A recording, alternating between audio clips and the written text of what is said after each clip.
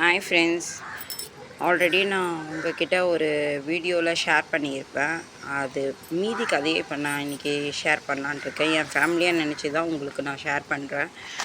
Already எங்கள் வீட்டுக்காரர் வந்து ஐயப்பாவுக்கு மாலை போட்டிருக்கும் போது, கன்னிசாமியாக இருக்கும் போது நான் வந்து அப்போ லவ் பண்ணுற ஸ்டேஜில் வந்து நான் சொன்னேன், இது மாதிரி உங்களை பிரிஞ்சு என்னால் இருக்க முடியாது, நீங்கள் சபரிமலைக்கு போகாதீங்க அப்படின்னு சொன்னேன். அதுக்கு ஐயப்பா கொடுத்த தண்டனை தான் நான் +2ல் ஃபெயில் ஆகி அதுக்கப்புறம் வந்து இன்னமும் கஷ்டப்பட்டுட்ருக்கேன். எங்களுக்குள்ளே எப்போயுமே சண்டை சச்சரவு அப்படி தான் இருக்குது.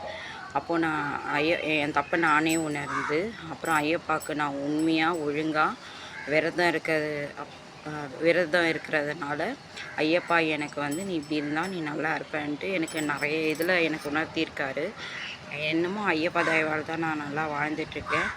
அதுக்கப்புறம் இன்றைக்கி வந்து எங்கள் வீட்டுக்காரர் வந்து சபரிமலைக்கு கஸ்டமரை ட்ராப் பண்ணுறதுக்காக டிரைவராக போயிருக்காங்க. அதுக்கு நான் ரொம்ப சந்தோஷப்படுறேன், ரொம்ப ரொம்ப பெருமைப்படுறேன். அது வந்து நான் ஐயப்பா கிட்ட வேண்டிக்கிட்டேன், ஐயப்பா எப்படியாவது பாஸ்கரை வந்து நீங்கள் மாலை போட்டு சபரிமலைக்கு வர வைக்கணும் அப்படின்னு வேண்டிக்கிட்டேன். ஐயப்பா என் வேண்டுதலை பாதி இன்றைக்கி தான் நிறைவேற்றியிருக்காரு.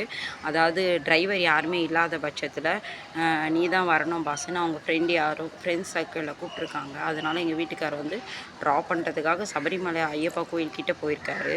அதனால நான் ரொம்ப சந்தோஷப்பட்டுறேன். கூடிய சீக்கிரத்துலேயே ஐயப்பா வந்து மாலை போட்டு சபரிமலைக்கு வர வைப்பார்ன்ற நம்பிக்கையில் நான் இந்த வீடியோ உங்களுக்கு அப்லோட் பண்ணுறேன். பாய். நெக்ஸ்ட் வீடியோவில் மீட் பண்ணுவோம். பாய்.